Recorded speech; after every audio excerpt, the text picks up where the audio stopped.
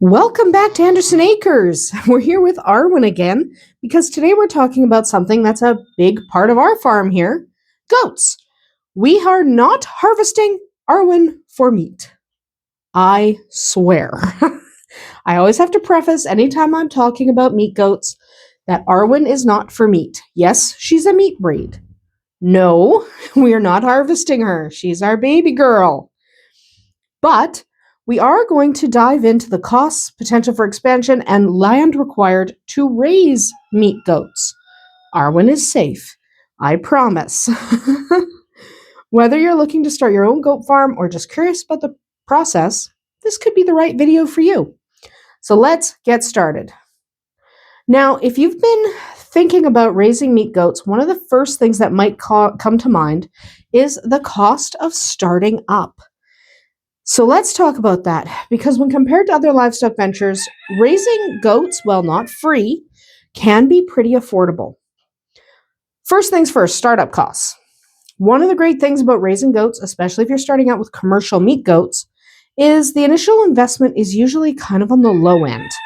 Quality breeding stock is fairly inexpensive as long as you're not looking for show stock, and it's readily available, which makes it easier for someone new to get started. Now, if you're building new infrastructure like fencing, that can get a little bit pricey. But in most cases, existing fencing, housing, and handling facilities on your property can be converted to goats for relatively little money. The caveat there is you do have to make sure your fencing will contain the type of goat you have. So if you have fainters, they're a little easier to contain because they don't like run or jump as fast and as high. They don't do all that. So fainters are a little easier to contain. Something like a boar or a kiko can be a little more energetic and strong. So you're going to have to take that into consideration when converting. You don't need to reinvent the wheel though. Just a little bit of planning, your current setup might work out for you. Take a look. Okay? Take a look at what you've got and see if it will work for goats or what adjustments you might have to make. Because it's really quite possible that you don't have to make that many adjustments to make meat goats work for you. Okay? They are relatively easy to contain. If you get something like a fainting goat or the chubbier, smaller breeds, they're a little easier to contain than something like a boar or a kiko. Now, one of the best parts about raising goats is the potential for rapid herd expansion. Goats typically give birth to twins or triplets. It's not unusual for quads to happen. Okay, twins or triplets are the norm, but quads happen. That means with just a few animals, you could see your herd grow pretty quickly. If you're just starting out, you can begin small and grow your herd by keeping female kids, called dolings, and selling off the male kids for slaughter. That's what raising meat goats is, right? We're selling them for slaughter. If you're not comfortable with that, then that's fine. Don't get meat goats. Okay, if you're not comfortable selling them you don't even have to process them yourself. You can take them to someone who will process them for you, have someone come to your farm, or you can simply raise and sell them. But do know that if you're raising a meat breed, there's a good chance that the kids you're selling are going to end up as meat goats. I mean, that's the way it is. So the male kids are the ones typically sold off for slaughter because you don't need as many boys as you need girls. That way, you can expand without a massive upfront investment, right? You can breed your own stock.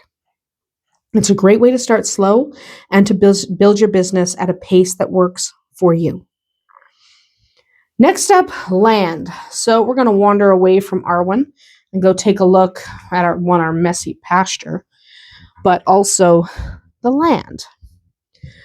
The good news is you don't need a huge amount of space for goats.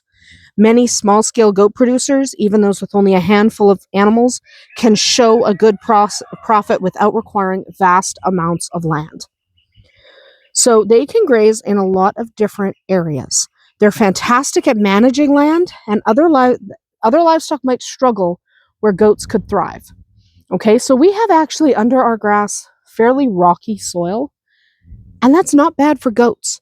They prefer rough browse like brush, weeds, even rocky terrain, land that would not be suitable for cattle. So I wouldn't necessarily want to put cattle on this, not the least of which because I don't really want a cow. Been there, done that, no. But this really wouldn't be that suitable for cows, given that it doesn't grow that long, there's not a lot of it, it's fairly sparse, and a lot of it is wooded. So this wouldn't be the ideal place for a cow. But goats? Yeah. The best part is they really don't need much feed.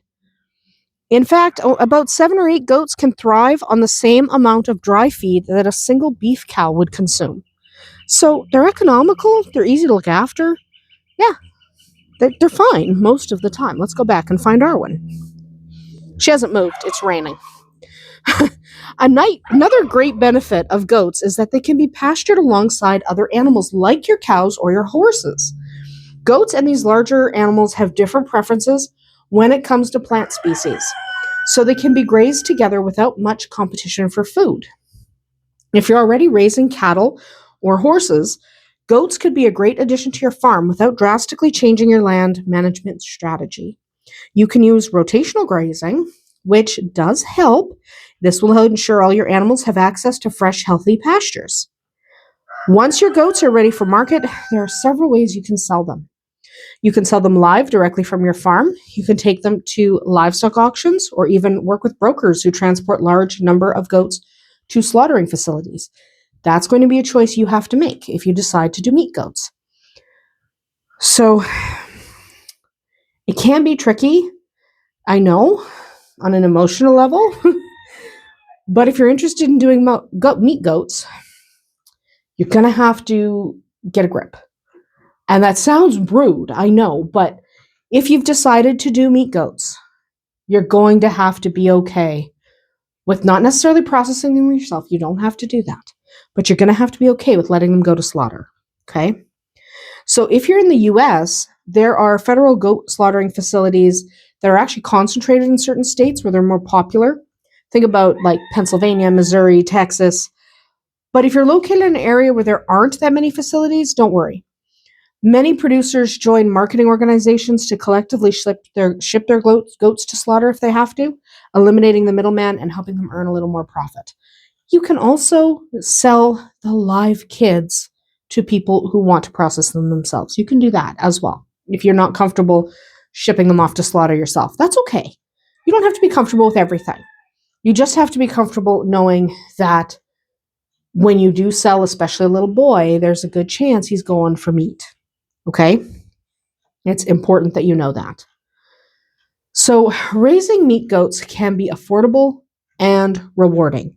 The costs are low, the land requirements are manageable, and there's plenty of room for expansion.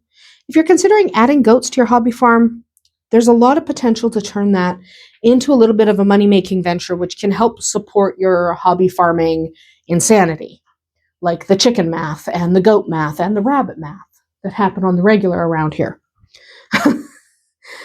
That's about it for us here today at Andersen Acres. Drop a comment below if you've raised meat goats before or if you're considering adding them to your farm. We'd love to hear your thoughts or answer any questions you might have. If I don't know the answer, I can probably direct you to someone who does. We'll see you tomorrow.